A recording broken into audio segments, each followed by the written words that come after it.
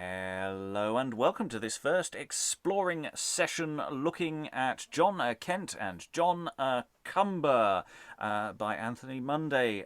It's a manuscript text, which means it's a bit of a mess, and so there's whole probabilities that we are going to tie ourselves up in knots. It has been wrangled by Helen, but there's all sorts of probabilities that interesting little gaps, interesting little questions, the nature of who's disguised as who at various points will need untangling as we go, but I'm really very much looking forward to finding out a little bit about this play, and also a little bit more about Anthony Munday, who we haven't done really that much on so far, certainly not as a playwright. There are various plays vaguely attributed to him, some more firmly than others.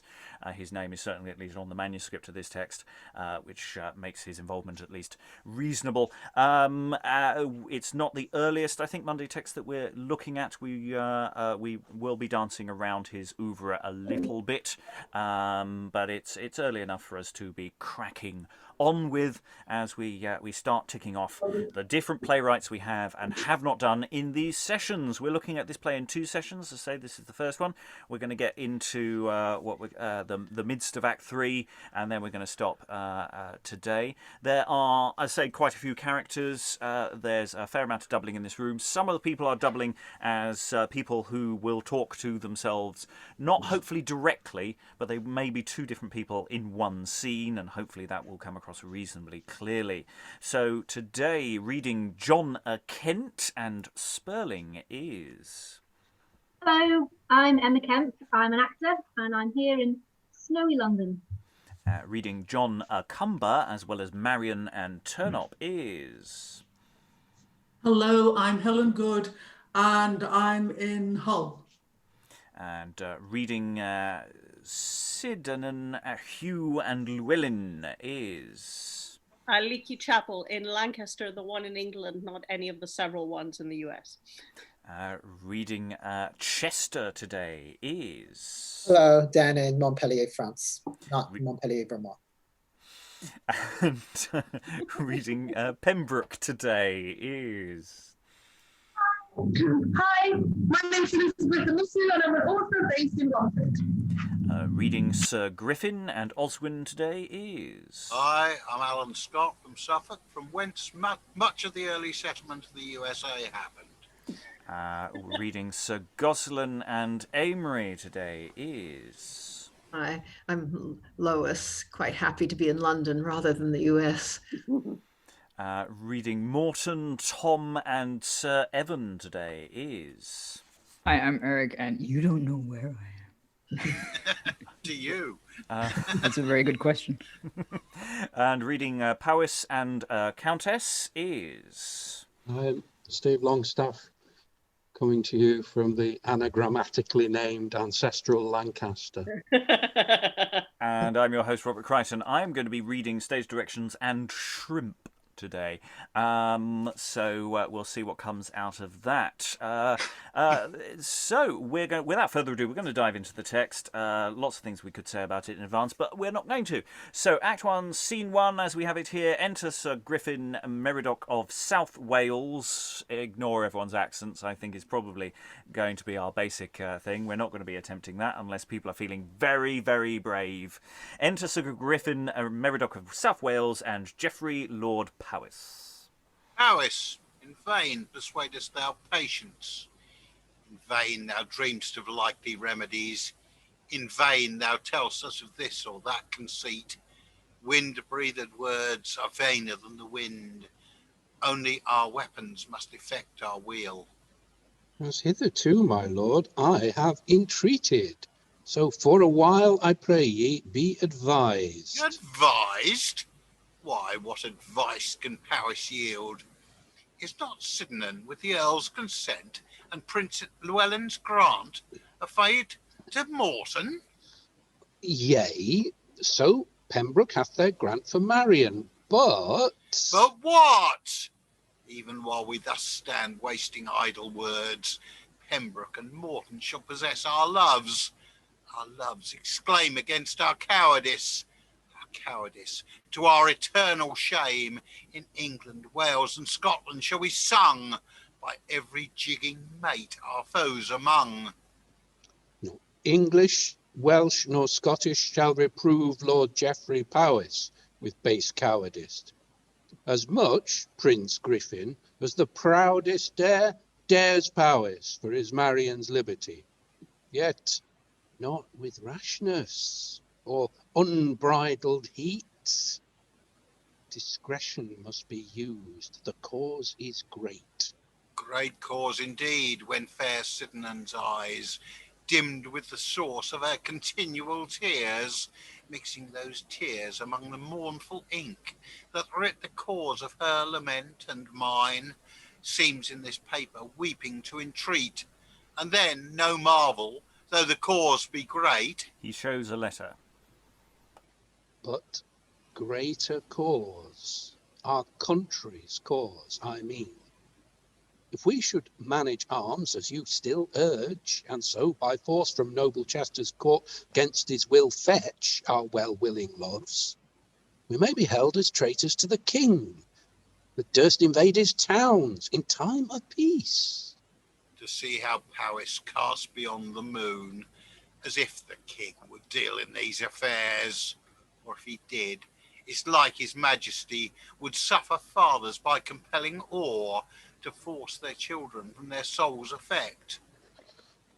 But if his highness subject should be slain, as in rough rescue, it must needs fall out. He will not have the meanest guiltless die, but blood for blood shall duly be repaid. Then, Powis, lest such danger should betide, you are content the lady shall be lost? Not so, Prince Griffin. Then I would have stayed and not have come so near to Chester's court. Our lady, sir, and we are much the near. We too, belike by your complotting wit, shall from the Earl of Chester in his court, and spite of Chester's strong inhabitants, through West Chester meekly in our hands, lead my Sydanen and your Marian, while both our rivals and their following trains, sheep-like, stand shivering at our wrathful looks. Beshrew me, but you have a passing head, all natural are your reasons, full of sense. If we obtain them, you leave jesting then? Yea, that I will, but can ye tell me when? Enter Sir Gosselen Denville, Sir Evan Griffin, and John Kent with some scriptural damage. What? 5 stars, 3 stars. Ord shall have company, 3 widely spaced stars. Trust shall purge your melancholy. Welcome, gentlemen. You seem no less. Be not offended at my salutations, that bid ye stand before I say Godspeed. For in plain terms, speed what your speed may be. Such coin you have, both must and shall with me. Oh, now, Lord Geoffrey, what companion have we here? He seems some thief. No thief, sir, but an honest bond companion. Ne'er draw your weapons, rather trust your feet. And yet ye cannot hence, but at my pleasure. What needs all this? Yield, if I bid ye yield. Thou shouldst be John of Kent. Thou art so peremptory. But John of Kent is a bold, merry knave. Is happy, then, he is no very knave. I am the man. What say ye to John of Kent? I am Geoffrey Lord Powis, thy master's friend, and this Sir Griffin Meridoc, Prince of South Wales. Why, then, I know you both, and welcome both. Master, these are the guests you look for, whom, had I not well guessed, they had for welcome got a cudgelling. Welcome, my lord, and welcome, noble prince. Thanks, good Sir Gosselen Denville and Sir Evan Griffin. I trust the men you promised me are ready. For my part, 70 bowmen, white and tall, have I lodged in the wood near to the River Dee.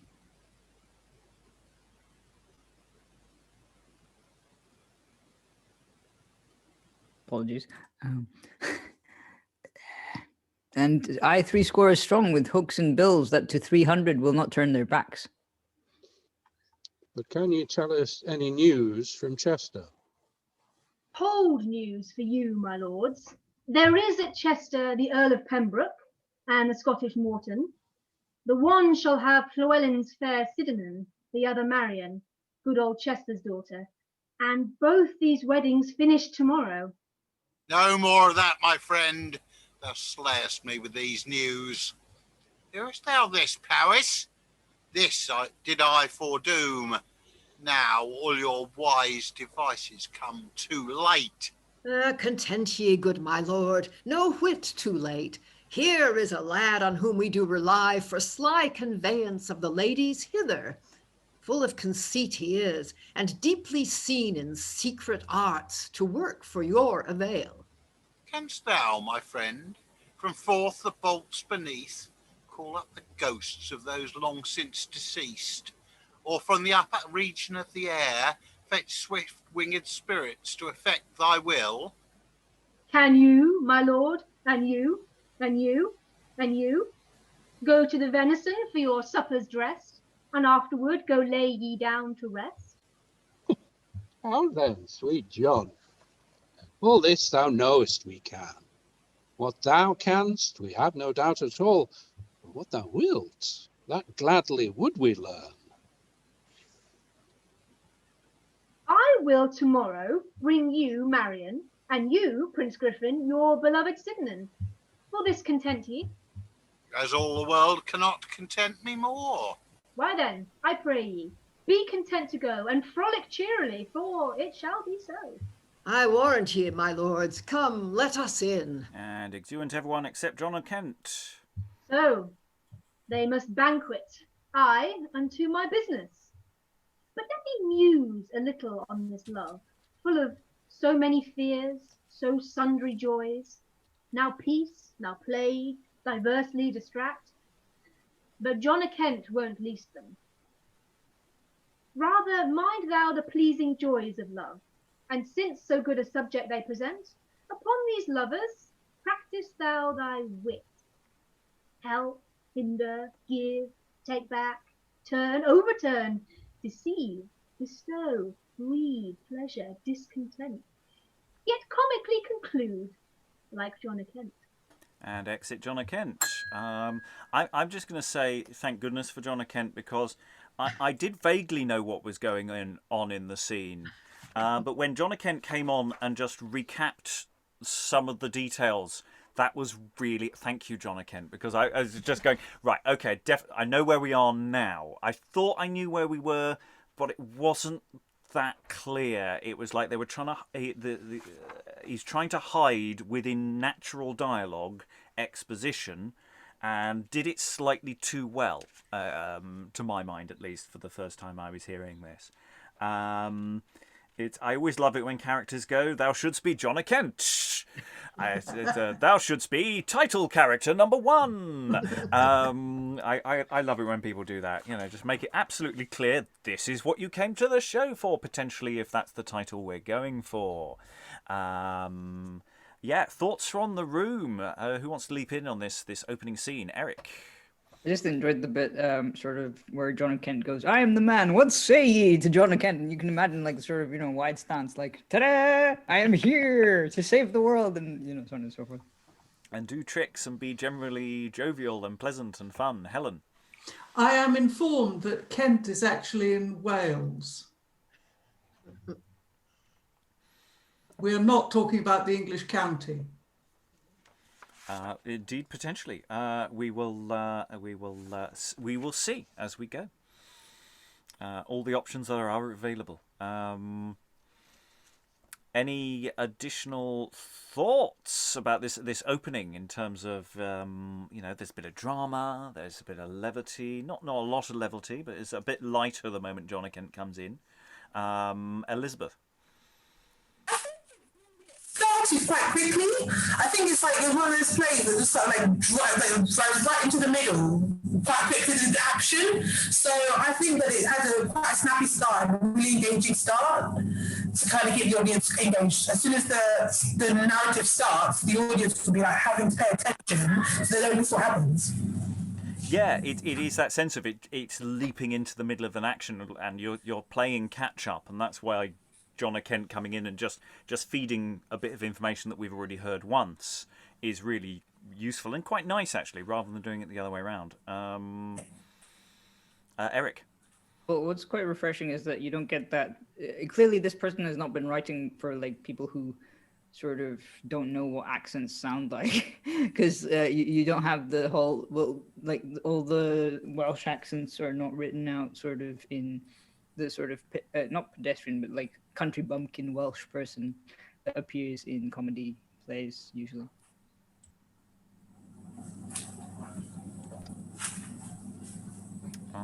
Other thoughts, questions, issues? Helen? There's a nice question that an awful lot of the gentry had to ask themselves. If I actually use force to get my way in this, just how much notice that of the powers that be is going to be taken? I mean, this man obviously deserves being beaten up, the country gentleman says to himself.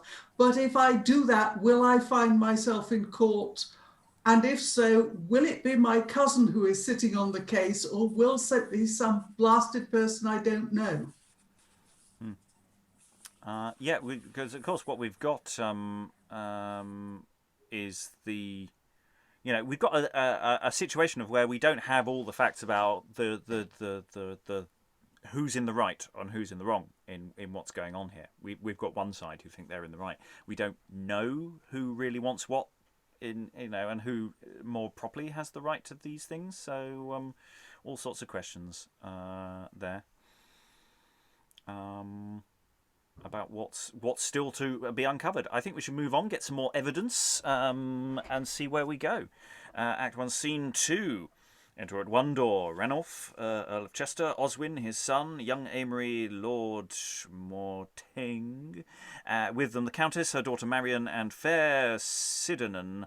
At another door enter the Earls of Pembroke, Morton, and their train. So it's a busy old scene, some of whom may be talking vaguely to themselves. All health be to the noble Earl of Chester, his Countess, and these honourable ladies, whom one by one I humbly congratulate, wishing to them their happy heart's content. Delighted of Pembroke to this goodly train.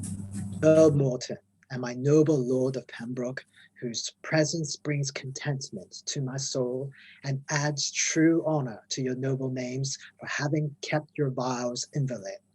How you are welcome. Words shall not explain, but such as best beseems your entertain. Your father, madam, will be here this night, or early in the morning, well I wot, for such provision hath he sent before as shows himself will not be far behind. And sith it is our ancient English guise, the bridegrooms should upon the wedding day come from some distant place to fetch their brides. My house at Plessy is for you prepared. Thence to the castle shall you walk along, and at St. John's shall be solemnized the nuptials of your honours and these virgins. For to that church Edgar, once England's king, was by 8 kings conquered by him in wars, rode royally on St. John Baptist's day, in memory of which pomp the earls our ancestors had to that church been noble benefactors.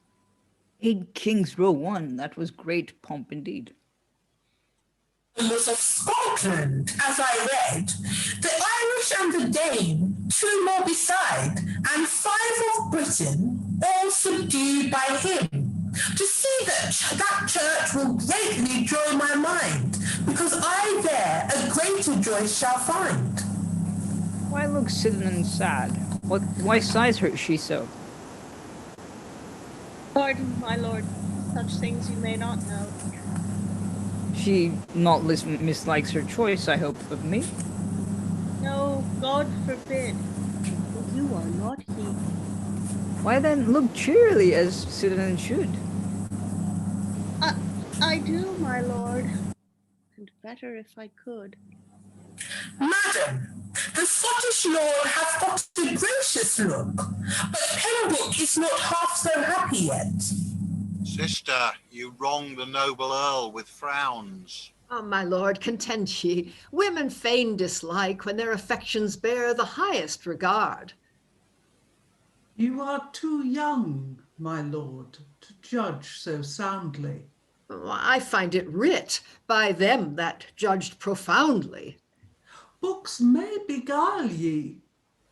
My lord, that cut came roundly. Sadness tell, if I may know the cause. Methinks, my lord, the custom is too hard when lovers meet so suddenly to part. Joy will end that bitter smart. To see ye no more, how that would ease my heart.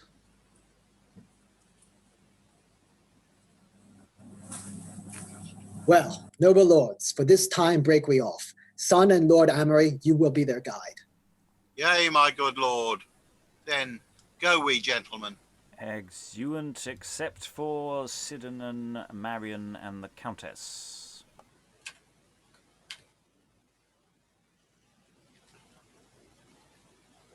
My gentle cousin, now we are alone, let me entreat to know the secret cause that moves these passions, more than over-pensive, which were not wanting you to work such change. If in my power to counsel or prevent their rest and mean, let me but know your minds, and what I may shall surely be effected, to either of your longing heart's content. Madam, your tender care and kind effect assures Sydanen of your honour's faith. In brief, my noble aunt, this is the cause why poor Sydanen is disconsolate, that she must leave her country and her kin and pass to Scotland with the Earl of Morton. Cousin, his kindness soon will calm this grief, therefore cast these cares behind thy back. But what old man is this comes towards us? Enter an aged hermit. Really, it's John a Kent in disguise. Ladies, if crooked age and homely weeds breed not contempt, vouchsafe, I humbly pray, your charitable comfort to sustain a little longer these spent, withered limbs, that, numbed through chillness of my frost-bit blood, which 60 winters had resisted storms, and just so many times the summer's heat, now quaking like the wind-blown bough for strength, witness that all things yield to time at length. How much I grieve that these thy silver hairs should in extremest age feel taste of want, and this thy furrowed face with tears distained shall well appear, for thou shalt in with us. These feeble limbs, with age so overworn, shall find repose, and not be left forlorn. Father, receive this little gift of me. And here, old man, take this to comfort thee. And gives him some money. As many blessings light upon you three as cares and crosses have befallen to me. But much I fear, if art may judge aright, some ill is toward these twain this present night. What sayest thou, father? Art thou a man of skill? Lady, in my youth I studied hidden arts and profited in chiromancy much. If sight be not obscured through nature's weakness, I can, for once I could, discourse by favour and rules of palmistry ensuing chances. Good father, tell my fortune, if thou canst. Nay, mine, I pray thee. First, I ask thee first. Strive not, fair ladies. Show me both your hands, for your complexions seem to be alike. And he sees their hands. Nay, let me see. Both your affections are alike. Blush not, but tell me, are ye not both betrothed to two great lords without your parents' knowledge? They are betrothed, indeed, but with their parents' knowledge, and both tomorrow must be married. Now, God forbid. woe's me to think thereon. Why, father, I pray thee speak. Good madam, pardon me, let me be gone, and leave the God of heaven to work his will. He offers to depart. Nay, stay, good father, I pray thee. Tell the worst. My heart doth throb, sweet father, then resolve us. Sith you compel me, ladies, I will speak, and what I say, believe it on your lives. If ere the sun tomorrow cheer the earth, you wash not at Saint Winifred's fair spring your lily hands, and list the holy voice, which will resolve ye of your love's sweet choice. I may not say what shall ye both betide, but harder fortune ne'er befell fair bride. Alas, the spring is 3 miles hence, at least, and now thou seest the night approacheth on. Let not the distance hinder them to go, lest they and you wish that ye had done so. Father, I have some reason to believe thee, by what I much keep secret to myself, but my lord condemns these ancient rules religiously observed in these parts. I would crave leave for them to travel thither. Many have misdone that did it not. Rather than hard mishap should us befall, 'twere good we were acquainted therewithal. Good mother, this fair evening let us go. We'll come again before my father know. Well, go ye shall, and I along with ye. Had we some trusty friend to be our guide?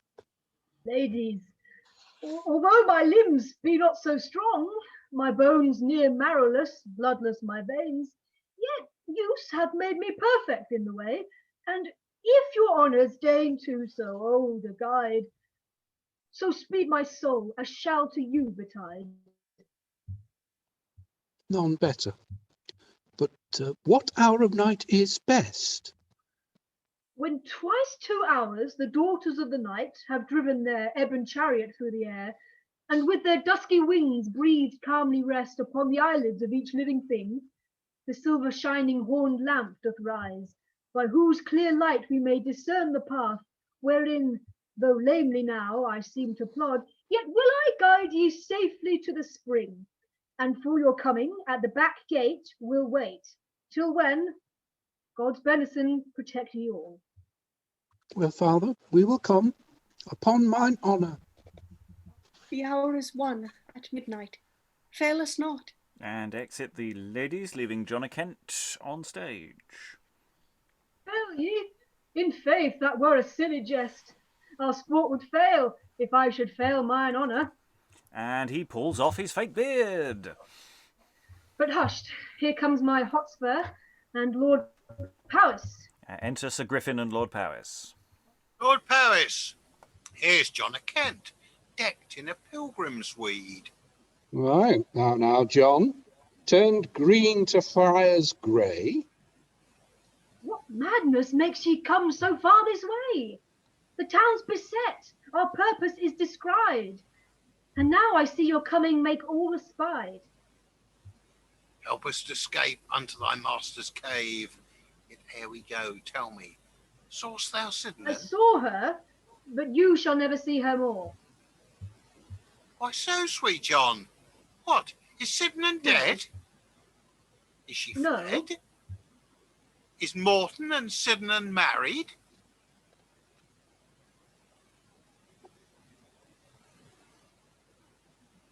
No. Wherefore then shall I not again behold her? Because your honour is too full of heat, and by your rashness will discover all. Wherefore, shift as ye can, for I will leave ye. Nay, I pray thee, John, tell us the truth of all. The troth is, if ye mean to have the ladies, be bold and go along where I shall lead ye, and as I shall appoint, so follow my directions. But will they They come? will, if you will go. But how? Why, on their feet, I know no other way. But when? Nay, then we shall be troubled. When? How? Where? Pray tell us, John, without delay. Content ye, lords. I'll tell ye on the way. Come, let us go. John, I'll renown thee if it fall out so. And they exit. End of scene. Yeah, lots of interesting thing going on. We're getting to know the various affianced people here. We're going from a very public scene at the beginning of the scene to something much more private with just the ladies, and then we have the arrival of John a Kent in disguise doing his palm reading trick. Like any good con men, leads them in to entreat the con man to con them. That's always the important thing when doing a con, is not to look too eager. No, you don't want to know. Oh, will if you insist. That little bit of resistance. And, oh, we need a guide. Well, I'm old and weary, but maybe I'll give it a go. And then he gives a sit rep to his employers from the from earlier. Is that right? Is that yes, Griffin. So yeah, it's a nice progression. We are mixing new characters with characters we've already met, so that's quite structurally nice. Quite like that. Thoughts from the room about this this little con and the beard. I want a really unconvincing beard, by the way. I want one of those hook-on beards. I want there to be no pretense that this is a good disguise, that they're just magically not seeing it. I want it to be unbelievably terrible. Literally lift it up. You know, you don't know what if you were drinking from a tankard or something, you wouldn't know which way to drink from, under the beard or over the beard. It'd be very confusing. Thoughts in the room. Someone has some thoughts. We've had 2 scenes. Everyone's sort of drinking it in. Helen. John Kent is quite a comedian. I mean, he's not taking himself particularly seriously. He's certainly not taking everybody else at all seriously. And it's far more of a romp than a romance at the moment. Yeah, as far as John Kent's concerned, this is just a thing that he's doing. He doesn't really, he has no stake in it particularly. Whereas we have now met Marian and Sydanen and this side, and we have this scene where they're doing asides and going, well, ooh, go away. Yee. So we now have a better idea of where they are placed in this caper, if we can call it a caper at this stage. It's maybe too early to make such genre distinctions. Other thoughts? Aliki, then Eric.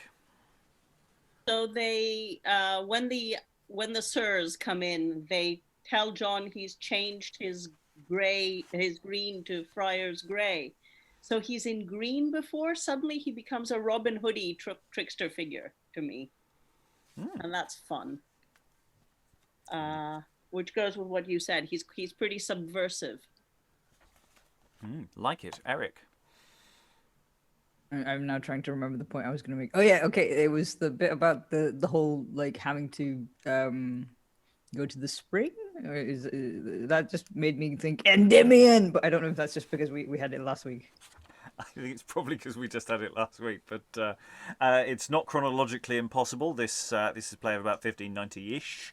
It's slightly difficult to be precise. It depends partly on who you think this play belonged to and whether it has another title.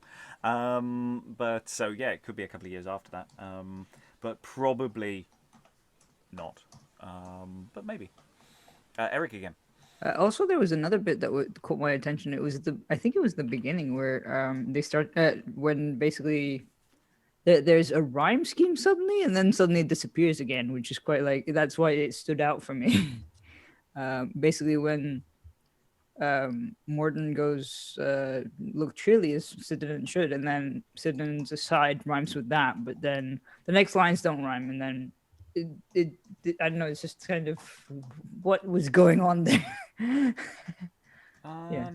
Yeah, it seems to be it's when you've got the people sort of, I say, wooing slash leching on their intendeds. There seems to be an interesting rhyming moment for each of them. So I'm wondering if that's a deliberate stylistic thing. I like that. other thoughts about character? I mean, we briefly touched on John of Kent. Emma, you were reading John of Kent. How's he flowing for you so far? Yeah, I think there's a lot more still to be discovered, but I kind of get the feeling that he sort of feels like he's aside or above or outside everybody else. I mean, he technically does work for, I can't remember the law that introduced him at the beginning, but but he seems to kind of just be taking charge and telling everyone what to do, and he's not subservient to anyone else. And he does talk to the audience in a conversational way. We have had the odd little mini aside, but we haven't had sort of confidences. So there's almost a sense of him turning to the audience, going, "Hey, what do you think of the show so far?" Lois. Yeah, and in fact, I think his first aside suggested that although he's working for these guys and going to try to pair them off with their lovers, his real interest is in having as much fun as possible or creating as many complications as possible, which won't necessarily help them all the time, perhaps. Yes, if he finds a joke that he finds more pleasing, he will run after it. Though one doesn't feel there's any particular malice in the character. Whereas a lot of the other characters do seem to be quite angry. I don't know if they're angry or just everyone seems very intense. Some of the other characters, I think intense is possibly a better way. I don't know if that's just an impression rather than a meaningful thing. Any other thoughts before we go to the next scene? As we have quite a change of motion now. Aliki, then Eric. I've been scrolling through the past plays to see what it is that it reminds me of, and it reminds me a bit of Georgia Green, where he sets up a whole oracular thing, doesn't he? He says, you go over and see the wise woman, and then it's him dressed as the wise woman. That kind of thing. Yeah, which temporally is sitting relatively on top of this as well. So, and of course, we've got other plays that deal with semi-magical, the sort of con situations as well. So there's all sorts of questions there. Eric? Yeah, I was going to say that I like the bit where the two lords come in and, the sirs, or knights, whatever you want to call them, and they just kind of go, so what are you doing here? And he goes, you're ruining the con. I don't know you. Go away. It's very sort of, we're selling the Eiffel Tower kind of, and I pretend that I don't know you because it's gonna fall through. Yeah, they'll be looking for a Jethric mine any moment now. Act 1, Scene 3, however, we will move forward as we have entered Turnop with his crew of clowns and a minstrel. So we've got Hugh, Tom, Spurling, Will, etc. coming on. Nay, never talk of it. Hugh the sexton stutters. Let him read the first line, or see if he can say the speech that Dawes, our churchwarden, made in praise of his mill horse. It makes no matter. I think myself the wisest, because I am sexton, and being sexton, I will say the speech I made myself. Hugh, be not so forward. Take a little advice of your minstrel. Ah, well said. Thomas Tabor, you've stretched. Speak on. Yes, that's everybody. So anyone in the scene can pile in on that particular line. All the omnis. Let's try the omnis all together. You can take bits of it or all of it. And let's see how terrible that is on Zoom. Oh, well said, Thomas. Well said, Thomas Tabor. You have discretion. Speak on. One of the wisest of us must speak, and he must be either Hugh or Turnop. Now, Hugh is sexton, an office of authority, I tell you. Yea, that's when he's in the belfry, not else. You shall speak the speech to the lords. But Turnop, being my lord's man, his hog-herd, his familiarity servant, he in my mind is not only fit, but also accessory for the ration making. Then turn up, say I. Turn up. More turn ups. Well, for your wisdoms in choosing me, I rest quondam dignitatis vestrum primarion, as the poet Pediculus saith, and the next vestry bound to defer to several local places. How now, Hugh? Are you put down, i'faith? That's because he has a little more learning and has borrowed the usher's old coat to grace himself withal. Oh, take heed of learning while you live. It's a goodly matter. Prater meum amantissime, Hugo the bell ringer, the Hebrew epitheton barakans, as much as to say, no man can bar his chance, persuadeth you to remit or submit or admit yourself to the cry of your brethren. How say ye then, fellow men in arms? At this our show, who shall be the speaker? Turn up. We'll have number Turnop. Then let us set forward, for now it is upon the Lord's coming. Thomas, firk it with your fiddle. Spurling, you play the Moor, vance up your tongue, and Robert, hold your porringer right, lest you spill the conceit, for here they come. Enter Pembroke, Morton, Oswen, Amery, lots of people. To them this crew marching, one dressed like a Moor, with a tun painted with yellow ochre, another with a porringer full of water and a pen in it, Turnop speaking the prepared oration. Like to the cedar in the lofty sea, or milk-white mast upon the humble mount. So hearing that your honours came this way, of our rare wits we came to give account. For when as princes pass through petty towns, they must be welcomed, least they term us clowns. Our presence precious, first the golden tun, borne by that monstrous Marian blackamoor, Mortonus Earlus in thy praises done. This shining brook, hemmed in with this fierce shore, that hath is peerless Pembroke, if I rove not wide.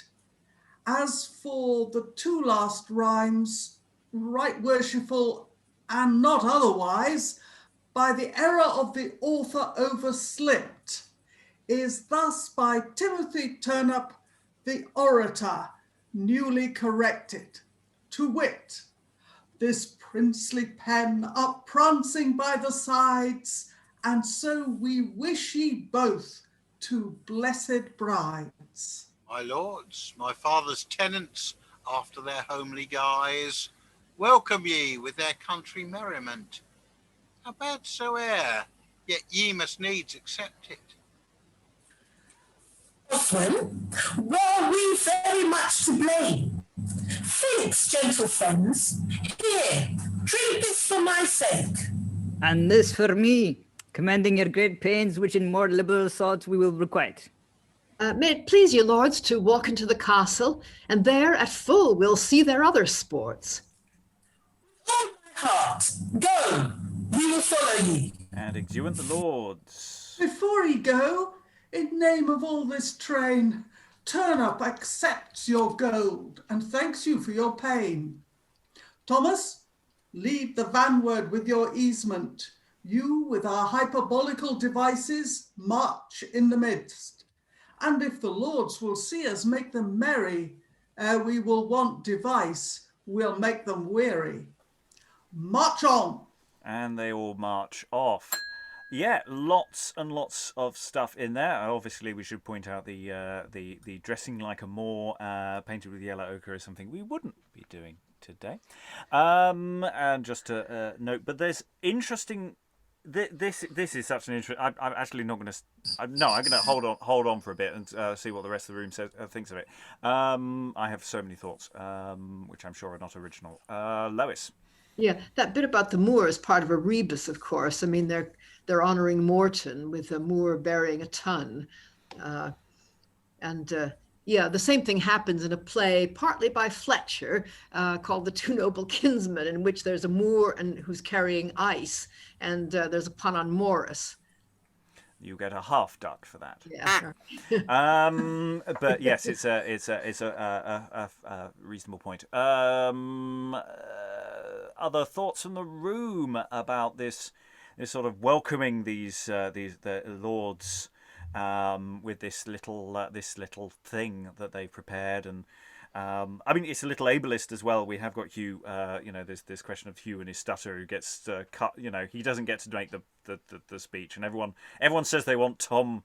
They want Turnop. They want Turnop. Everybody wants Turnop. Nobody wants Hugh. Aliki.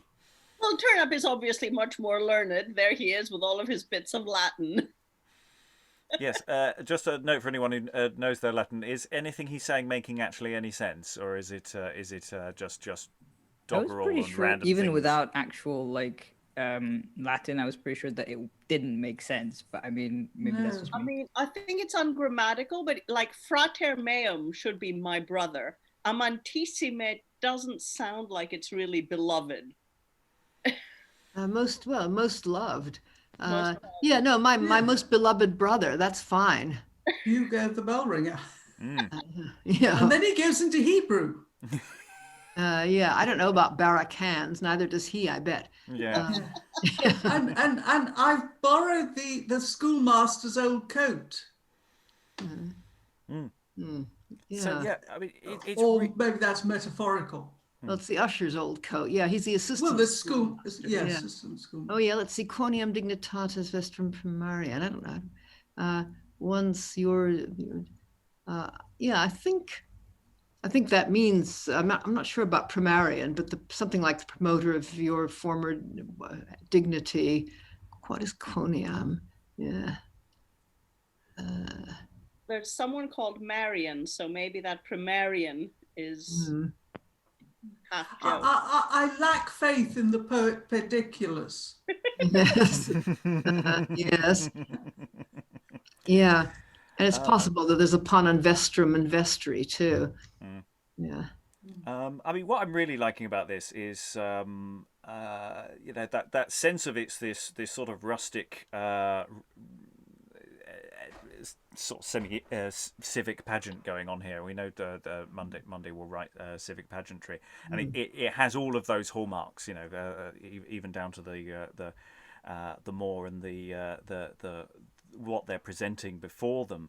But also the fact that the whole thing about, as for the last two rhymes, right, worshipful and not otherwise by the error of the author overslipped, is thus by Timothy Turnop. That's so Munday. This semi-editorial note about the error of somebody else. I like that very much. Eric? I was going to say that what I liked was how, they're having obviously this discussion about who's gonna make the speech, and then Tom just goes, yeah, well, you should listen to me, and then everyone, there's this sudden mob mentality of, yeah, listen to him, he knows what he's talking about, and then sort of he kind of leads them towards one direction. Like, you can see this physically going, like both of them standing on the stage, and like one being standing on the left and right, and sort of, yeah, let's go with him. And then like, oh, wait, no, we're going with him. It just feels very sort of, I don't know, comedy moment. Well, it's full of them. I mean, the question of the placement of the exuent lords, I really want it to be placed where it's currently placed. I love the idea that Turnop says, and if you enjoy what we're doing, give it, Turnop accepts your gold, turns around, they've all gone. And it's like, you had one job. And then he goes to talk to the others about what they do next. I mean, it's really interesting and really really fun and sort of just really silly. Because it's clearly they're not necessarily very good at what they're trying to achieve at all. Helen. I mean, one of the funniest things for me was that they are on the point of the performance and they still haven't worked out who's saying which, who's speaking the main lines. I mean, they're still having this furious argument when the the guys that the moment has almost passed before they've settled it. Yeah, it's and there's so many things that you sort of require a bit of time to make yourself look right for, and Thomas Furk it up with your fiddle and get you ready. Hold this right, lest you spill the conceit. I love the idea of spilling the conceit. That's cute. Yeah. We could probably talk about this for longer. Any brief final thoughts before we move into the next scene, Aliki? I just really like Oswen's line. My father's tenants, after their homely guise, welcome you with their country merriment. How bad soe'er, you must needs accept. Yeah. They may be rubbish, but at least there are rubbish. Yeah, and I also feel he's seen them before. It's the local village idiots. Right, Act 2. Act 2, Scene 1. Enter in at one door, John a Kent, haven't seen for a little bit, hermit-like, as before. At another, enter the Countess, Sydanen, and Marian. Promise is kept, the ladies are come forth, the ambush ready that shall soon surprise them. See, madam, I am ready to attend ye. Gramercy's father, lead thou on the way, and give good counsel to my sweet young cousin. Madam, I warrant ye, she'll take none bad. Sydanen and he confer. Or good or bad, she taketh all from me. Madam, would you vouchsafe me so much favour, as she and I would gladly talk, as she, so I would gladly talk with him. Let them alone. Ye shall have time enough. Nay, forward, father. Let me hear the rest. Then, madam, to omit all ambushes, I know it, for mine art assureth me, you are contracted to the South Wales prince, and wronging him, you wrong yourself much more. God's sake, softly, lest the Countess hear. True thou hast said, but by my father's grant, the Earl of Morton must Sydanen wed.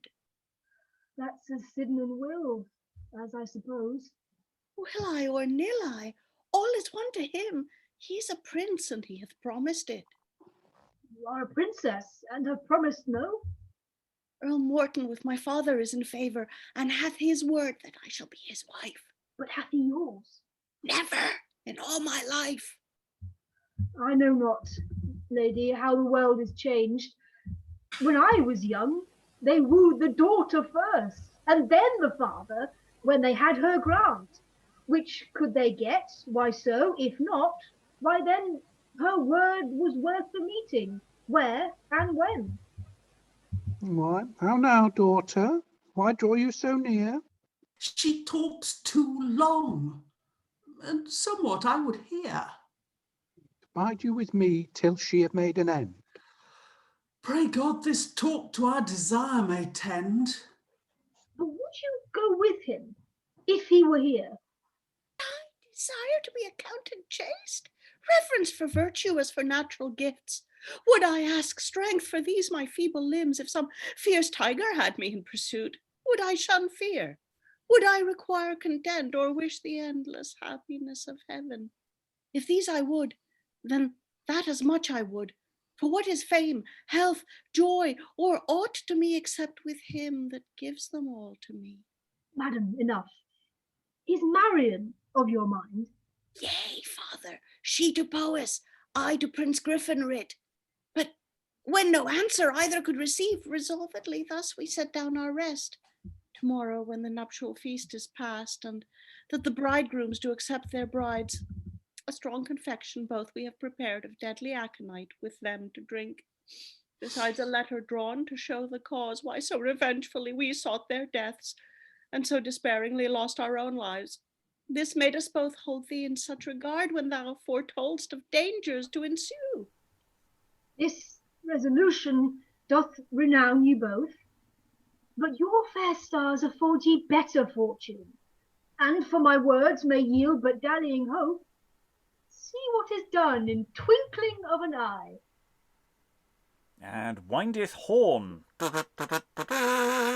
Enter Sir Gosselen, Sir Griffin, Powis, Sir Evan, and Train. Those lords, for whom you twain would loose your lives, come boldly here to challenge their fair wives. Madam, dismay not. Here no harm is meant. Both they and you, welcome to John a Kent. And he puts off his disguise. Beard is gone. Vile sorcerer! Hast thou betrayed us, thus hiding thy treason with so good pretence? Prince Griffin and Lord Powis, be assured, if otherwise than nobly you entreat my princely cousin and my noble child, it will be wreaked on your presuming heads. You wrong them, madam, if you misconceit that you or they shall be undoubly used. You are brought hither to no other end, but that their behaviour you might all commend. Ask but the ladies, if they will depart. He bring ye where I had ye, yea, with all my heart. Then go, sweet cousin, daughter, let us hence, for fear worse happen on this foul offence. The worst is past. Let happen now what shall. I'll keep Sydanen, or lose life and all. And if Sydanen willingly depart from her Prince Griffin, joy ne'er have her heart.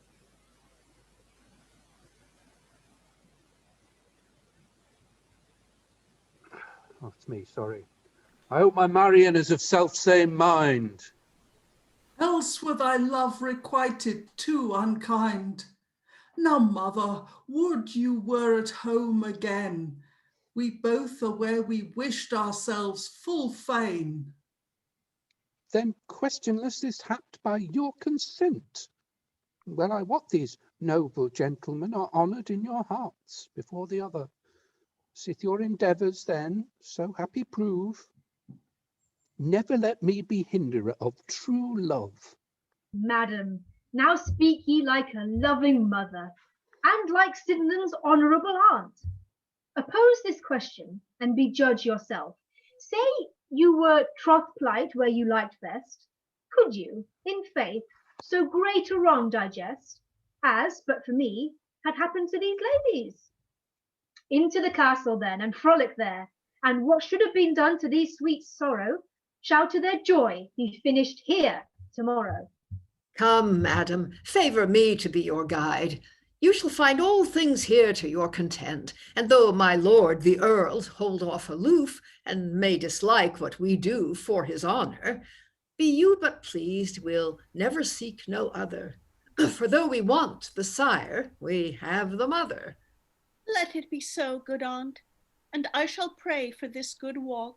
You may live many a day. These speeches are in vain. I pray ye be gone, and entertain them as their kindness merits. Leave me a while to gratulate your feast with some rare merriment or pleasing jest. Will you be gone? Ye do the ladies wrong, here in the air to chat with them so long. Come, sweet Sydanen, I will be thy guide. Morton shall look him now another bride. And so shall Pembroke, now I am possessed of Marian, whom I ever loved best. And they all exit apart from John a Kent. Is love and love, good Lord, was ne'er the like. But must these joys so quickly be concluded? Must the first scene make an absolute play? No cross, no change. What? No variety? One brunt has passed. Alas, what's that in love? Where firm affection is most truly knit, for love is sweetest that most tries the wit.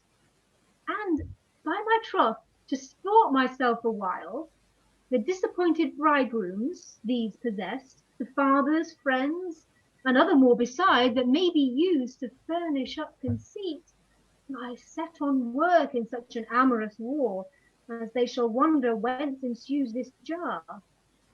Oh, that I had some other, like myself, to drive me to sound policies indeed. There's one in Scotland, termed John a Cumber, that overwatched the devil by his skill. and Morton brought him to have sped his love. I would have tried which should the maester prove, but since myself must pass time with myself, he anger them, he but to please myself. Sirrah, shrimp. Enter Shrimp, a boy. Anon, sir, what as you will with me? Thus, sirrah, to Chester get ye gone. And round in his ear, They are yet asleep that shall be waked anon. I go, sir. And exeunt severally. End of that scene. So I really like John and Kent just getting really, really impatient with them just standing there flirting. I don't know if they're making out or anything, but it's just like that moment in films when there's massive action going on, there's need for urgency and haste, and then the two characters stand and have a moment for a while. And you're just sitting there.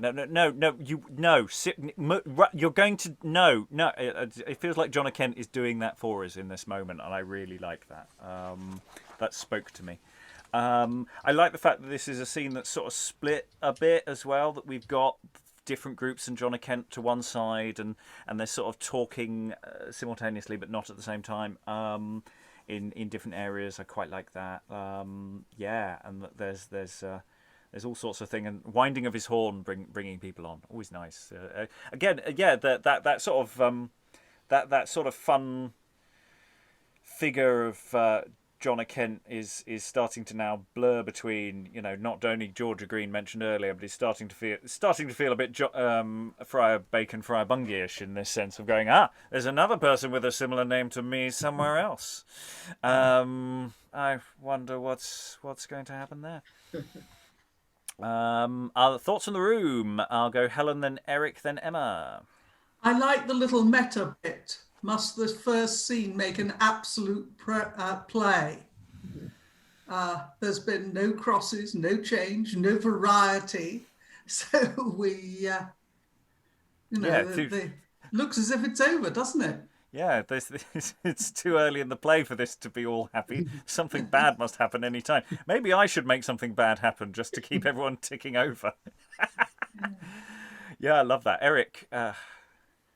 Yeah, I was quite interested in the fact that, they seem to be, in love with each other, but there's a part of me going, well, they're nobles. Surely there must be another motive here. I don't know if that's just me being cynical and paranoid, but, it kind of feels a bit like that. Yeah. Emma? I just kind of building on what Helen said and what we were saying before about the position of John and Kent within the play. He kind of walks the line between the play and the audience, and especially in this last speech here, he's almost sort of writing the play as it goes along. And I especially like the bit where he decides, you know what, I need a nemesis. That will make this play good. Yes, I need a Moriarty to my Sherlock Holmes.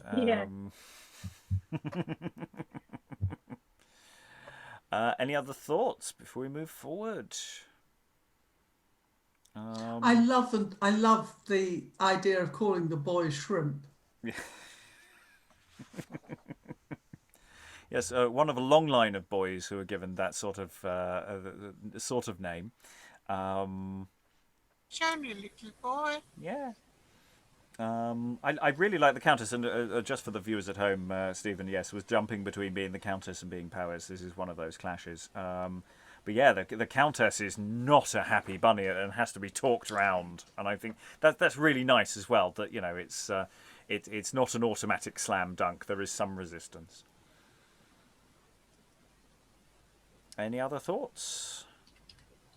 It feels like a strange thing to say because it's all so comical, but there's quite a bit of psychological realism, I think, in all of this, of the Countess's grumpiness and the girls going now, and there was with the peasant players as well. There was quite a lot of people do behave exactly like that. Well, yeah, with the peasant players, I put in the chat that it feels like a parish council meeting at the beginning, and we very recently had one going viral on YouTube, and there were moments of that where I was going, it feels point of order, who's doing what, you're just asking the route, no, that's it had a vibe to that, even though that's probably excessive. You have no authority here, John and Kent. I was thinking it was more for you have no authority here, Turnop. Yeah, says Hugh. That's very much, yes. I mean, they are very much the parish council, aren't they? Yeah. Okay. We'll go into the next scene. If in fact return of the parish council. Let's see who's doing the minutes for this one. Enter Turnop, Hugh, Tom, Tabor, Will the Boy, and Spurling with their consort. Nay, let it either be as Master Turnop will have, or by my troth fair and softly, I will go no further. Either let us have credit or no credit. You have said as much as can be said, neighbour Thomas, and that not learned lovingly withal. Master Turnop, the lords were so pontifically pleased with your oration that the ladies' persons tomorrow remaineth altogether at your disposition.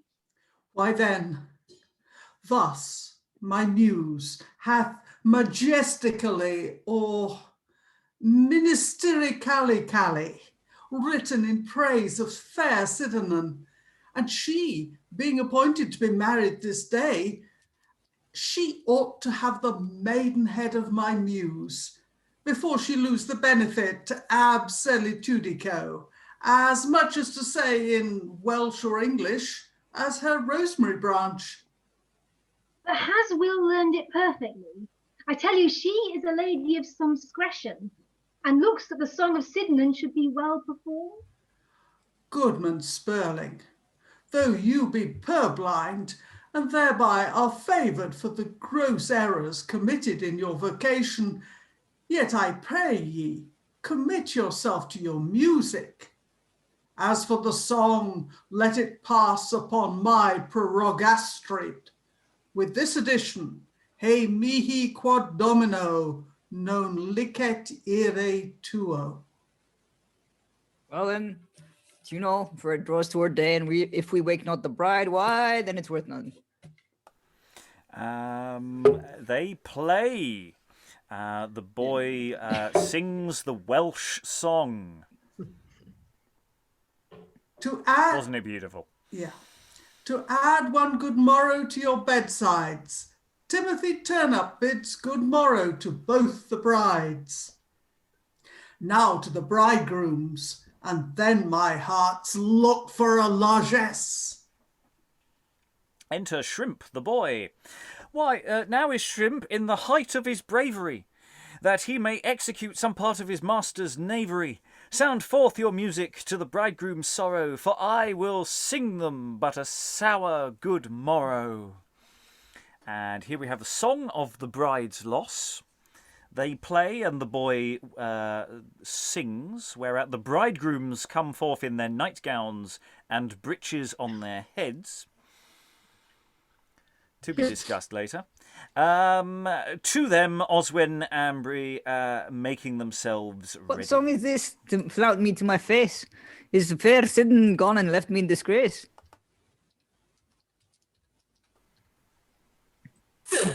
What mean ye to delude us so? Is Marian and Sydanen gone? Say yea or no. Are ye so hot? Chafe ye so suddenly? Nay, pause a while. He fetch ye company. And exit Shrimp.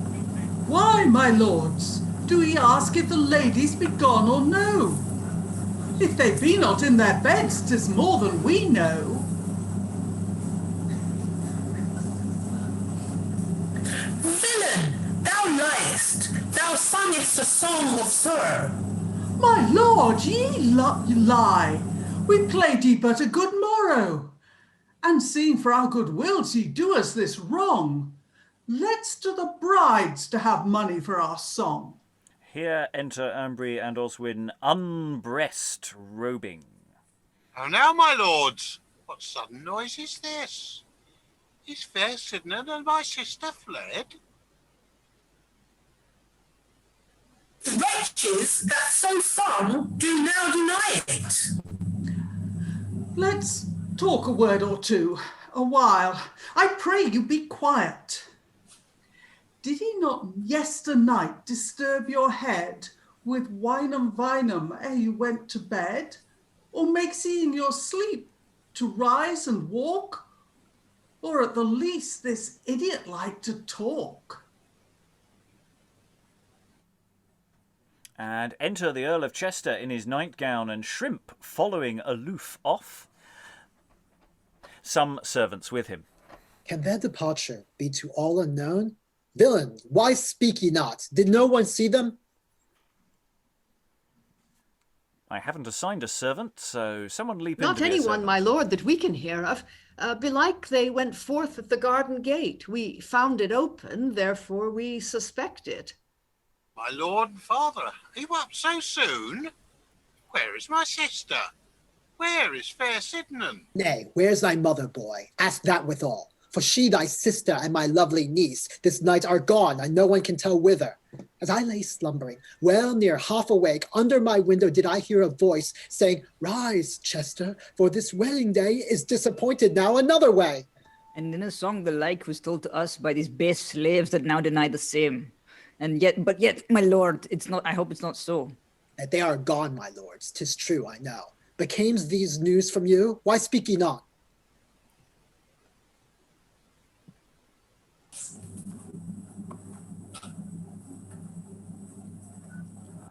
Aliki.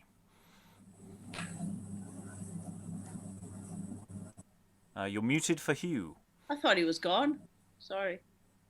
Back. Where is he? Thomas! You are the ancients, man. I pray you make answer for us. My lord, I hope it is not unknown to your worships that I have lived a poor professor of music in this parish for this 40 year, and no man could ever burden me with the value of 2 pence. That ye should now lay 3 wenches at once to my charge. I will not say how much it grieves me, but between God and your conscience be it. Nay, but hear ye, my lord, do ye as it were seem in good sober sadness to tell us for a certainty that the brides are gone, and that we, as it were, should have some occasion to know thereof? So say these lords, they lay it to your charge. Why then, my lords, both great and small, know that ye wrong not one but all, which way soe'er they have betook them. If they be gone, ye may go look them, and if they be not found, you have lost your wives, he hold ye a pound. Away then, villains. Raise up all my men, bid them take horse, and post forth every way. By some foul treason are they led from hence. My wife else would not with this fault dispense. Away, I say, and trouble me no longer. Exeunt clowns and servants, leaving Shrimp alone. Why, now this gear doth cotton in right kind. These news, I wot, will please my master's mind. And they all exit boy. So yeah, it's a really nice scene. So yes, we all know that they've run away. The rustic comedy clowns do not know this. They come to sing a lovely Welsh song, and then Shrimp enters, and it must be Shrimp, sings the fake sad song, and everyone in the house, having now noticed that they're all gone, get quite annoyed that they're effectively being trolled by the local rustics, who, of course, don't know anything about it. Which suggests that maybe, did they not hear what Shrimp was singing? How does that work? Is Shrimp's what's going on with Shrimp? I Helen. think there's some magic involved. I think it's possible that Will, under the influence of Shrimp, actually does the singing. I mean, it may be that Will is the singer. Because all these stage directions are giving us are just boy. Yeah, or, I mean, it's not very clear. But I think there's some magic involved, because I don't think the rustics hear the song of the bride's loss. I think they hear another song altogether. Lois. Yeah, one thing I always find interesting is that you get specifications for people to speak Welsh or sing Welsh, but no words are put in, which must mean that the actor is Welsh, I think, and expected to make it up. Or simply we just it just wasn't surviving in the because I say the text is marked as the book of John a Kent and Cumber, and the music might not actually be kept with it, or it might be with it, but it doesn't necessarily survive to. But it's the words that are the problem. Yeah. But they might not be actually part of the book itself, because they might not have been written by Munday. Other thoughts, questions, issues? Eric? I just wanted to apologize for my Scottish accent. I just realized that, having two characters in a scene means you have to differentiate between them. Yeah, well, we're nobody's passing any judgment here. We're all just playing and having fun, and hopefully no wars will start. Helen? From my researches into Star Chamber, I would say that London was full of Welsh, mostly taking each other to law. Excellent. Litigious, look you. Yeah, there's... Yes, but they're all living in London, but the foundation of the feud always is somewhere back deep in the home country. It's interesting that just the way all these people are interacting, and all the various people. So we've got various people very, very not quite wearing all the correct clothing as they come running on.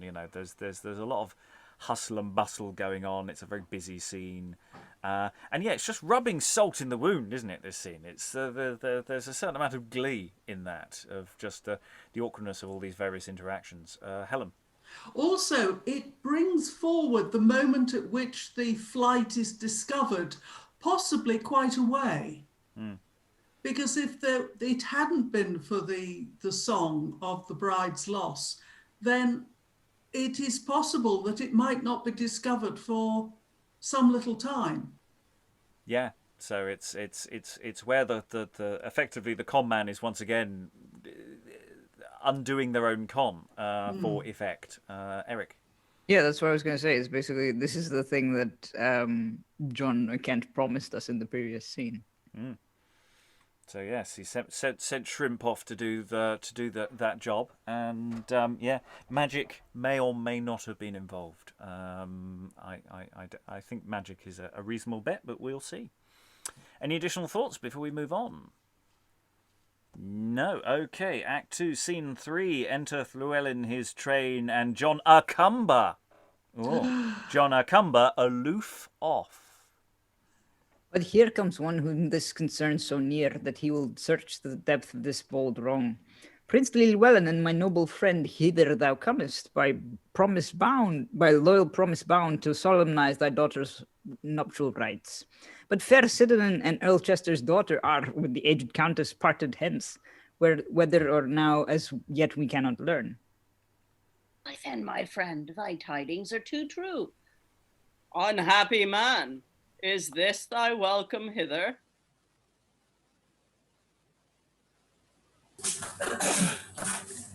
My lord, can we say anything of their departure? Speak, gentle friend, and ease our doubtful minds. Ease them I cannot, but disease them more. They are where you shall never see them more. How meanest thou, friend? Dally not, I beseech thee. Prince Griffin of South Wales hath got Sydanen. Lord Powis hath your daughter Marian. And at Sir Gosselen Denville's castle not far hence, before your Countess who went with them thither, this day their marriage must be consummate. What sayest thou? Hath my Countess wronged me so? And is this treachery by her consent? No, my good lord, know ye one John of Kent, a man whom all this British Isle admires for his rare knowledge in the deepest arts. By policy he trained them from this place, they simply thinking no such hidden guile, but at St. Winifred's fair hallowed spring, to pay last tribute of their maiden vows, went with the Countess and that subtle guide, so each of you may now go look his bride. Let us to horse and gather able troops that may engirt the castle round about. Proud Griffin, Powis, and the rest shall know I will not pocket this injurious wrong, which I will rate at price of their best blood, and his that hath so overreached us all. Fie, my good lord, nay, now ye grow too hot. Talk ye of horse, of men, and multitudes, when raise the very powerfulest strength you can, yet all's too weak to deal with that one man. Had ye a friend could equal him in art, control his cunning which he boasts so on, then were there hope of their recovery. What else he do will help but slenderly. I'll post to Scotland for brave John Cumber, the only man renowned for magic skill. Oft have I heard he once beguiled the devil, and in his art could never find his match. Come he with me, I dare say, John Kent and all the rest shall this foul fact repent. Were he here now, my lord, it would do well. But if he come, then everything is doom. No credit by the matter can be won. My lord, go you and fetch that famous man. The prince and I will forthwith to the castle, where calling them to parley on the walls, we'll promise that they shall enjoy the ladies with our consent. If but a senate's space they will adjourn the day of marriage, sound reasons we'll allege to urge them to it. Then you returned with him that never failed. You have your wish, and John in cunning quailed.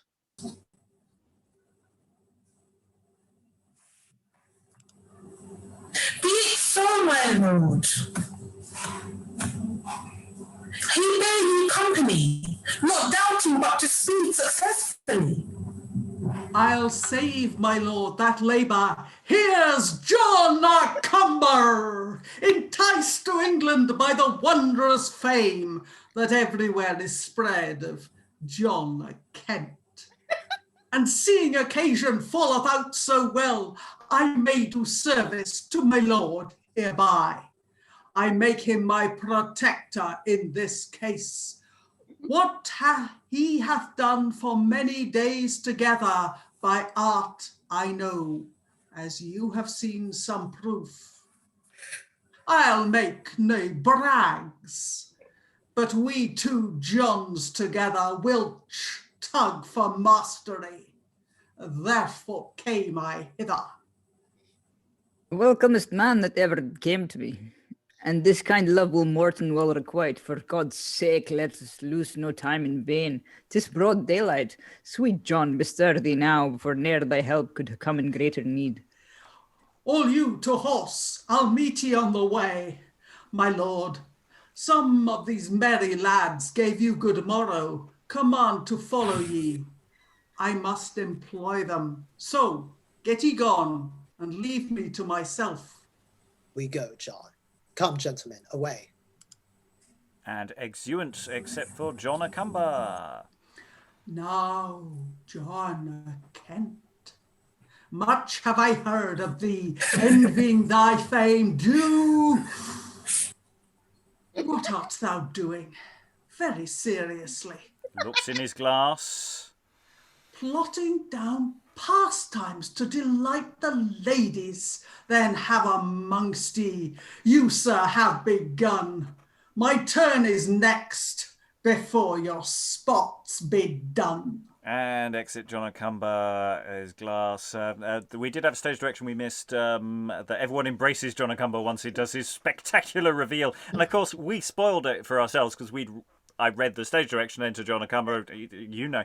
But of course, the audience wouldn't have necessarily known it was John Cumber. It would have been ta-da!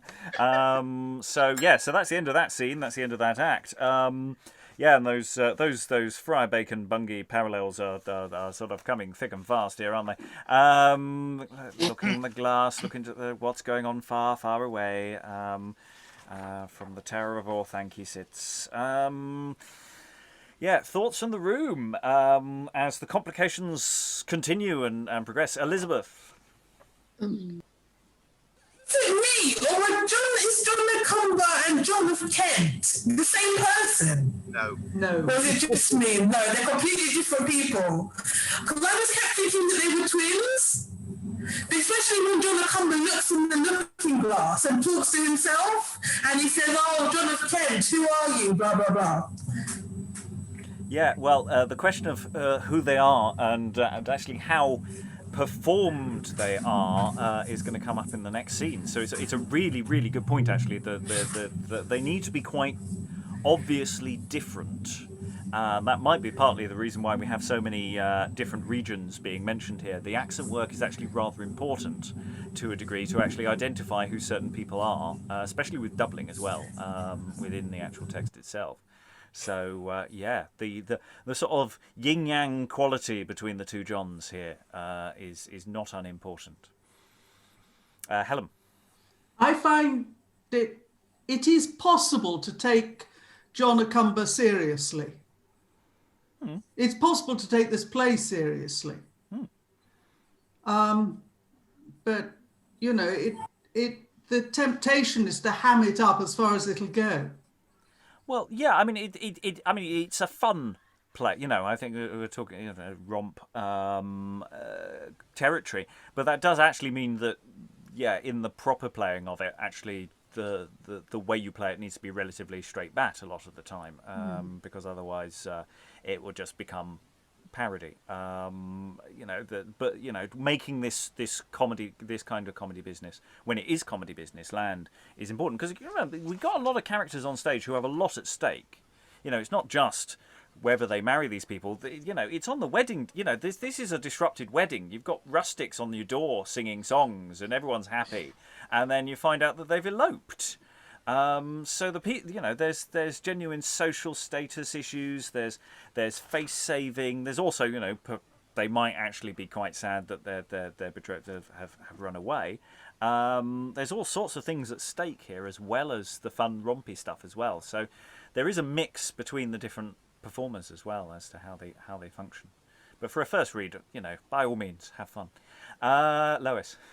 Yeah, there's a sort of fascinating, Scottish and Welsh ballad emphasis in it, I think. I mean, I'm interested, the Earl of Chester's name is Ranulph, because I think the first reference to Robin Hood comes in Piers Plowman, where a character called Sloth says that he doesn't know the Paternoster, but he does know rhymes of Robin Hood and Ranulph, Earl of Chester. So they're actually linked together there. And there seems to be, there's a lot of obvious ballad material, people blowing their horn to summon other people, and girls running away on their wedding day and so on. I think that probably if one put more music in it, it may well have been meant to have a lot more music, possibly both Scots songs and Welsh songs. And that would be rather fun to bring out this kind of combat between the two nations. Yes, we that tone of it, we've mentioned Georgia Green, which we've done severally on the on this platform. We've mentioned Friar Bacon, Friar Bungay, which has a similar aspect to it. We haven't really talked about Robin Hood, but again, there is a little sort of folksy quality to this that's really nice. So I think all of those things were in play. Eric. I like how the setup is pretty much the same as the previous John, where you've got sort of John clearly coming in as not John of Cumber, but disguised, and then he makes, "I'll make no brags, but we two Johns together will tug for mastery," and which was quite a good line. Also the sort of sudden giving orders to people who are above him in station is quite interesting. Any other thoughts before we go into our final scene of the session, which we may not finish? We may or may not finish the next scene. It's relatively long, and there's a lot of business. Okay, we're going to crack on into Act 3, Scene 1. It starts off relatively straightforwardly. Enter Sir Griffin, Powis, Sir Gosselen, and Sir Evan. Lots of sirs. I cannot blame ye, lords, to stir so early, considering what occasions are in hand. Love's long pursuit at length to be requited, with the due guerdon to continued hope, and such by means of friendly John a Kent shall yield you both your several hearts' content.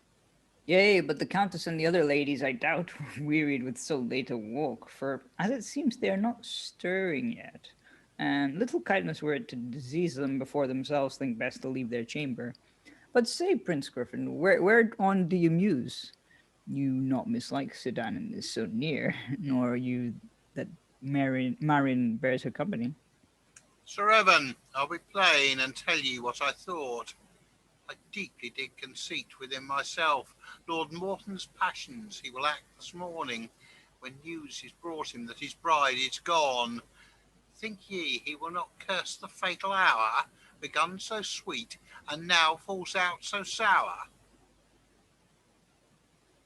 And here we have two speeches by Powis, one after the other. I'm going to ask Powis to read both of them one after the other. We'll see if we've got any thoughts on that, or unless someone has a thought on that to leap in. Dan.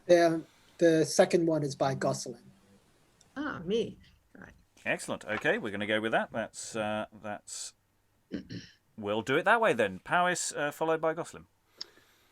Nay, let my rival bear him company, and good old Chester for his forwardness in seeking to deceive me of my wife. What will he imagine of his Countess? She's gone from court, and no man can tell whither, and cold their suit should they pursue them hither. Oh, thereof you may be bold, but much I muse where John a Kent bestows him all this while. He is so careful of his coy conceits to suit this solemn day as it should be, that for your sakes I know it shall excel. At least he labours, all things may be well. And here we have the first possibly confusing stage direction. Enter John a Cumber like John a Kent. So can we have John a Cumber cosplaying John a Kent, please? He doesn't speak next anyway, so relax. See where he comes, deep pondering with himself. Important matters. We must not disturb him, but give him leave till his own leisure serve him. Music plays. Silence. Methinks I hear sweet melody. And see, he sets the castle gate wide open. Music while John a Cumber, disguised as John a Kent, opens the door. Stand we aloof, and note what followeth. From one end of the stage enter an antic, quaintly disguised, and coming dancing before them, sings. You don't have to sing, just say the words. Say them rhythmically when I'm singing. When wanton love hath walked astray, then good regard began to chide, and meeting her upon the way, says, Wanton lass, thou must abide, for I have seen in many years that sudden love breeds sullen fears. Shall I never, while I live, keep my girl at school? She hath wandered to and fro, further than a maid should go. Shall she never, while she lives, make me more a fool? The antic goes back into the castle, a ducking curtsy, and exits. You little think who it is that sung this song. No, John, I pray thee, tell us who it is. Why, Prince Llwellyn, come to his daughter's wedding. Is he her father and not worth the bidding? Thou dost but jest, John. I hope it is not so. I say it is. Here comes another. Let's see if him I know. And so John a Cumber, still disguised like John a Kent, conjures forth from the other end of the stage. May another antic enter as the first. Silent shade as I sat a sunning. I heard a maid grievously complain. May moans she made mongst her sighs still coming. Ah, woe! Then her aged father counselled her the wrath to consent where he had placed his mind. But her peevish mother brought her to another that was against both course and kind. Then like a father will I come to check my filly for her gadding forth without my leave. And if she repented, I am well contented. Home again, my darling to receive. And exit also this antic into the castle again. Lord Powis, you may guess by the song who this is. If the other was Llwellyn, as thou saidst, I doubt then this Ranulph, Earl of Chester, or some device figured by thee for them, to fright us when we are in surest safety. Content ye, lords, the fathers being by, you may be sure nothing shall go awry. Here comes another. Listen what he is. And from under the stage, the third antic. Oh, you that seek to sunder love, learn a lesson ere you go, when as others pains do prove, so abide yourselves like woe. For I find, and you shall feel, self same turn of fortune's wheel. Then if wrong be repaid, say deserved mends it made. And exit into the castle. What say ye to Earl Morton, Prince Griffin? Like ye his company or no? Come, John, thou lovest to jest. I persuade me it is not so. Oh, tush, no such matter. This antique disguise is but to give the brides a good morrow as soon as they rise. And to make you despair in the course of his art, he gives these names to every several part. What? Another yet? Who should this be? And this antic is, the stage direction says, forth out of a tree. If possible, it may be. So if you've got a tree on standby, we do know of at least one company that may have built a tree for use of entry and exit. So maybe some borrowing occurs here. But if you've got a tree that you can come in and out of, useful here for antic number 4, please. So, my love, fie upon ye, fie. You so, my love, fie, fie, Just you but what a pain it is to prove. You for your love would die, and henceforth never longer be such a crafty wronger. But when deceit takes such a fall, then farewell slide, devise and all. You stole my love, fie upon ye, fie. You stole my love, fie, fie, And exit into the castle. My Lord of Pembroke, may it be possible? By my faith, we look for no such guess.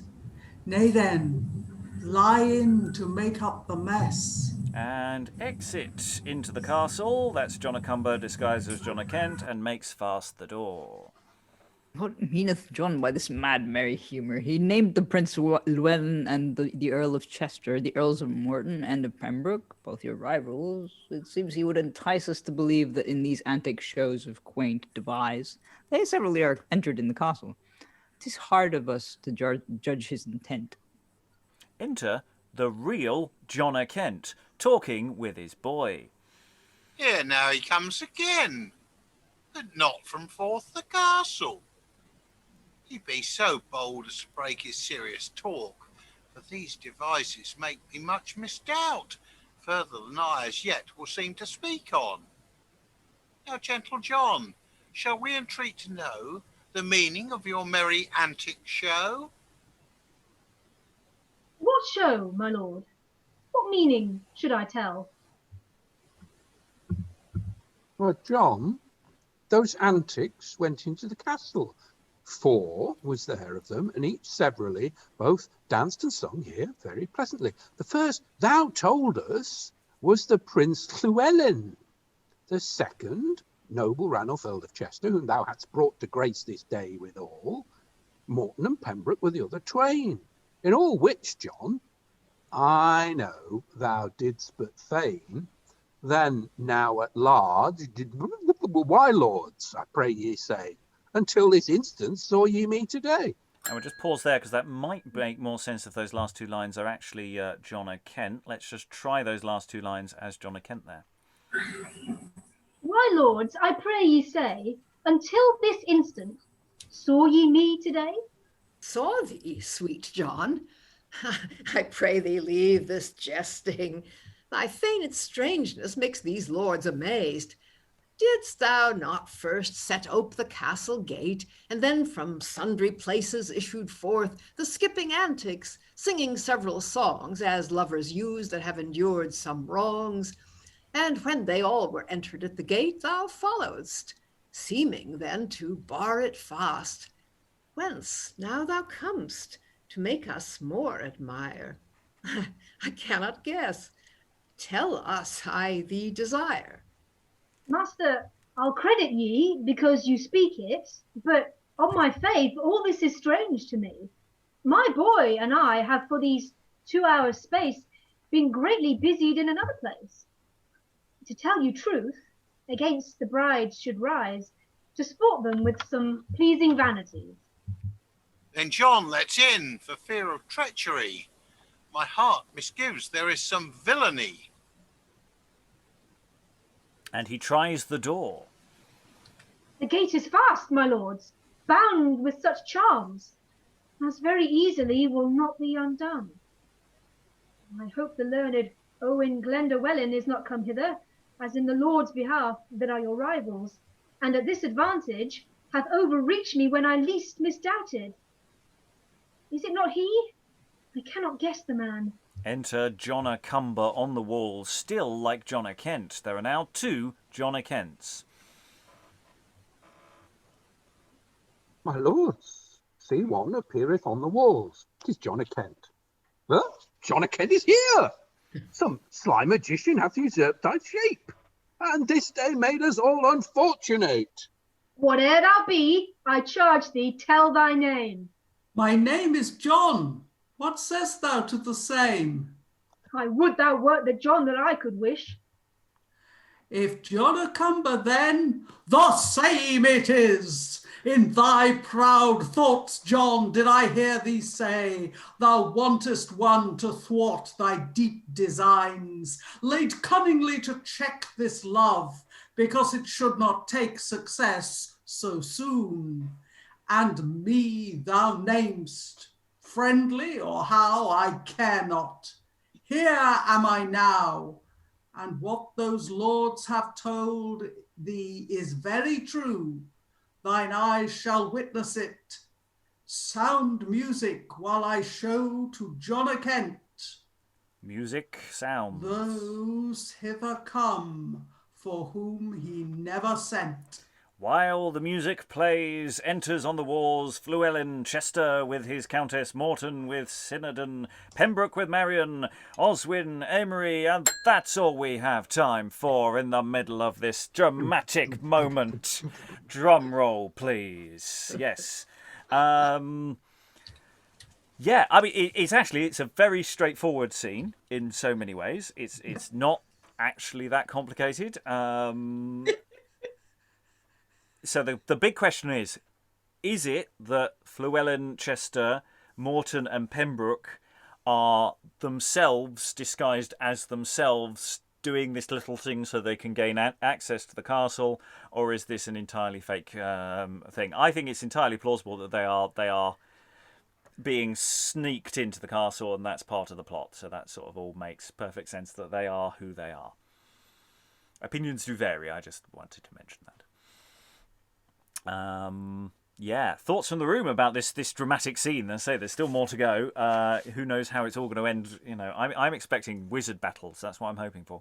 There's no real proof of magic has actually been properly, apart from some magic sort of looking in the mirror. Oh no! Right at the beginning, there was someone couldn't move. Oh, so he did a what's the spell called? Petrify. Oh, I missed that. There was some petrification going on. Yes. Someone did some Jedi mind tricks, and I totally missed that. Nobody brought it up earlier. Oh.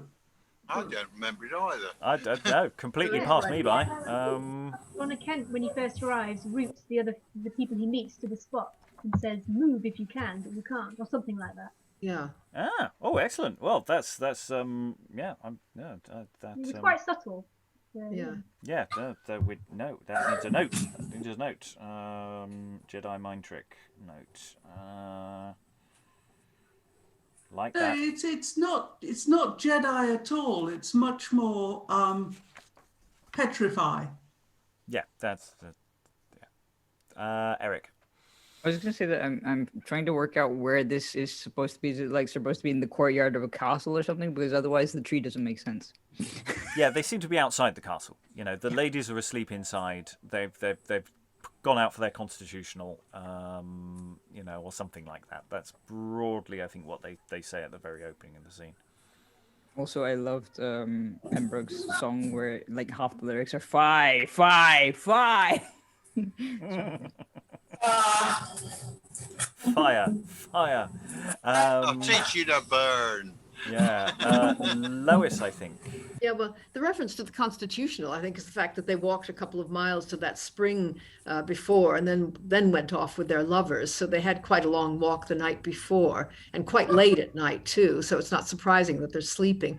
The thing I wonder about is when a character in a play is disguised as another character, I think sometimes the easiest way to do it is, in fact, for, to continue playing for the character with whom they're supposed to be disguised to play the part, so that they really do look exactly like the person that they're disguised as. But I'm not sure in this case it would work. But it would be interesting to see exactly how that is planned.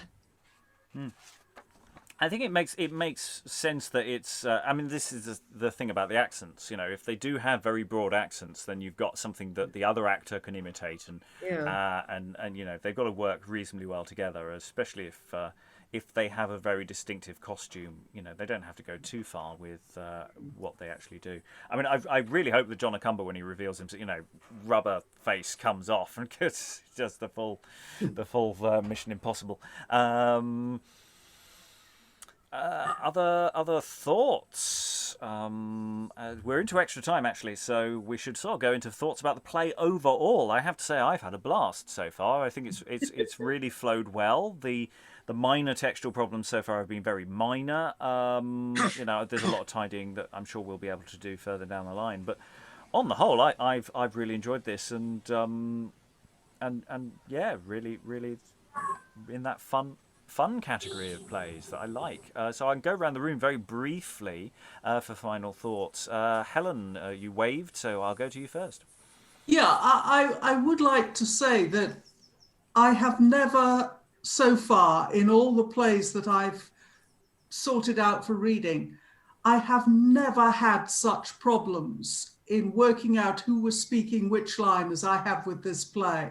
I mean, I must have spent days on it rather than hours. I may not have got it right, but it's not for want of trying. Well, so far it all seems to be functioning well, apart from the things we already knew we had to make a decision about. So far, all seems to be right in the world. Any additional thoughts, Helen, about the play overall? It's funnier than I thought. I'd taken it rather seriously until we started reading it. Alan, final thoughts? Having sort of done a sort of second look at it, I must admit, when I read it through first, I was not that impressed. But when it's read, it does come alive. And you can actually see that if it's played at pace, and I think we have kept the pace up on it, it does work remarkably well. I mean, there are at one point, I mean, I reacted in the chat that, you know, where the putative bridegrooms enter with their breeches on their head, I did wonder, I didn't realise Brian Ricks had actually been writing that long. Aliki, any final thoughts? Like everyone so far, I'm really enjoying it, and I'm really enjoying kind of the contrast between the quite well psychologically observed human comedy and the absurd comedy. Really nice. Dan, any final thoughts from you? About the play itself, as a play, I'm enjoying it so far. I think it's fun, humorous, it rollicks along. About the text, it's a very interesting text. I'll comment on it.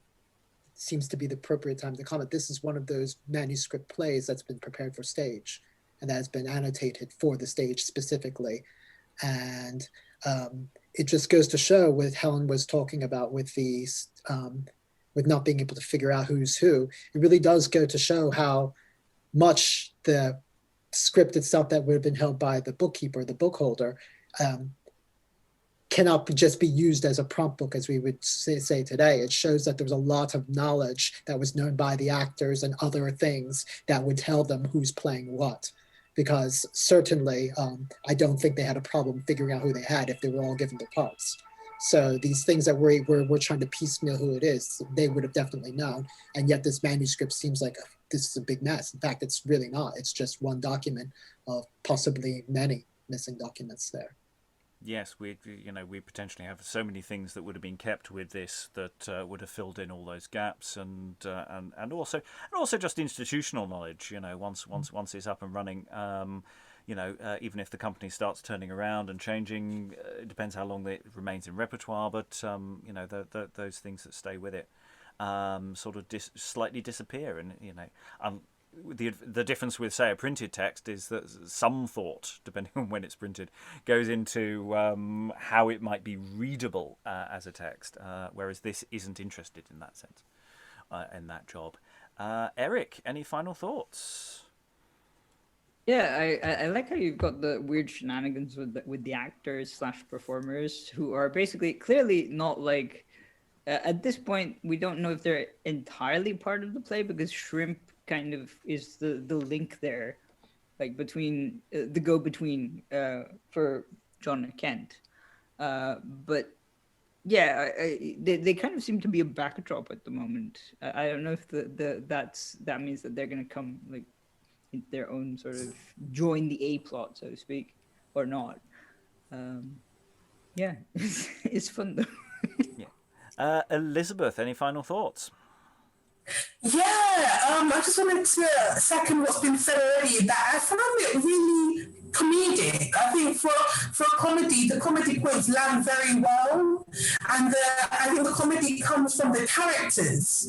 Specifically, the characters were painted really vividly, and I think this is one of those really lovely character plays, one of the best we've read, that have memorable characters since maybe Friar Bacon and Friar Bungay, and I'm really enjoying it. I think that it works well as a play as a whole, so I think it would be a really good one for a second look on a Friday, because I think that when we stop and start, we lose something that we can gain from listening to the play as it runs right through, because of those iconic characters that it has in it. I absolutely agree. This very much appeals as a second look plays, and something done at pace, with a fair amount of prep to figure out how we precisely demonstrate people disguised as other people. There might be some additional prep work we need to do for that. Emma, final thoughts? I found it really, really fun. I particularly love the characters of the two magicians, and I like how it's not stated straight away that it's a kind of a play about their rivalry. That's kind of revealed gradually. You kind of realise that John Kent has some kind of agenda. You're not sure what, and then gradually you realise that these two wizards or magicians, and it's more about their rivalry, and the other characters are kind of become their pawns almost. And then I love the comedy of the theatre troupe. That's one of my favourite methods of comedy in early modern plays, is a disorganised theatre troupe with lots of infighting, which is fun. Yeah, and the nice thing is that the comedy is coming, as was stated earlier, variously, I think, that the comedy is coming out of situation. It's not like we've got a clown coming on and doing a stand-up routine.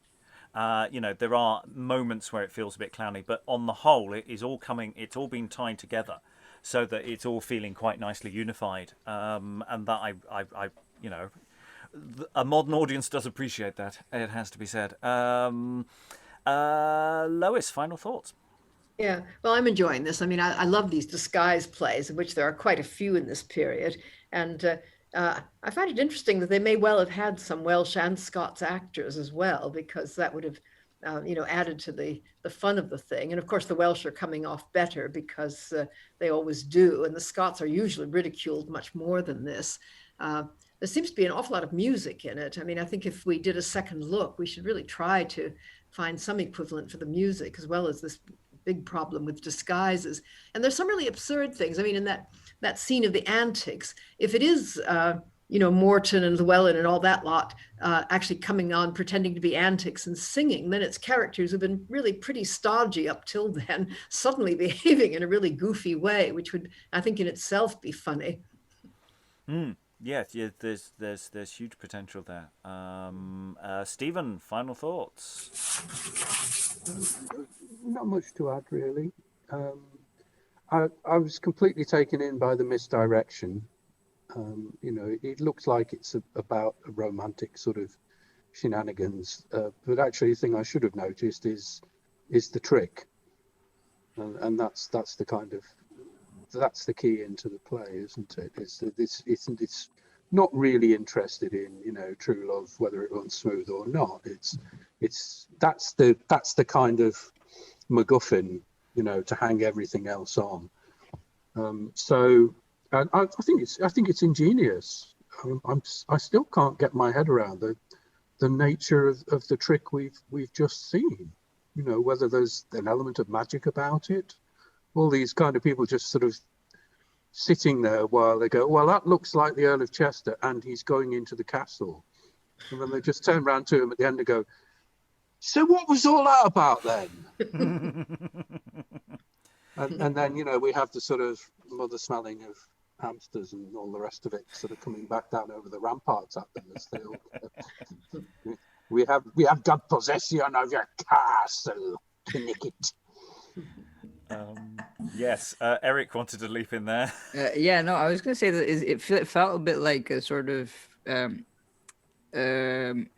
one of those magic tricks where they sort of disappear a member of the audience or something, or cut them in half, or that kind of equivalent. That's the kind of energy that John Cumber seems to give in that particular scene. But I don't know if that's just sort of me being really hopeful that we're gonna get a disappearing scene. Yeah, and I have to say, what I'm really liking about this is yes, it could go quite broader comedy, or it could be a much more balanced playing across different tones. But what's really nice is there's just the absence of that sort of nasty edge that sometimes satirical things have. There are a couple of moments where we've got problematic elements that wouldn't play well today. But there's no malice behind them, and they are very solvable elements. Even the fact that we have all these various characters from different regions in the UK, so far there doesn't seem to be gross, insulting material going with that. I may have missed it. It might have been there. So it genuinely feels like something that can be embraced in a really lovely way. And considering the last few months, we've had a few plays where we've just constantly going, it's quite nice to have a play that so far, he said, and I'm tempting the curse of the final session for it all to go horribly, horribly wrong. Is that I'm hoping this is going to land nicely all the way to the end. Eric. Well, also the way that, because we've seen Munday in terms of like the civic pageants, and I didn't know he had a sense of humor. Oh yeah. Anthony Munday, though in life might be a bit of an arse. It was a very versatile writer, so I'm very much looking forward to finding out more stuff. I mean, I think the point where his almost real voice comes out is that little footnote in Turnop's speech about sort of correcting the error of someone else. That is classic Munday. It feels very him. But I could be over-elaborating on that point. Unless anyone has any additional points to throw in, I'm going to close the session here. We've got one more session on John Kent and John Cumber, and other questions and thoughts to ruminate upon on that session as well. I'd like to thank all the wonderful readers for all their engaging badinage, and farewell.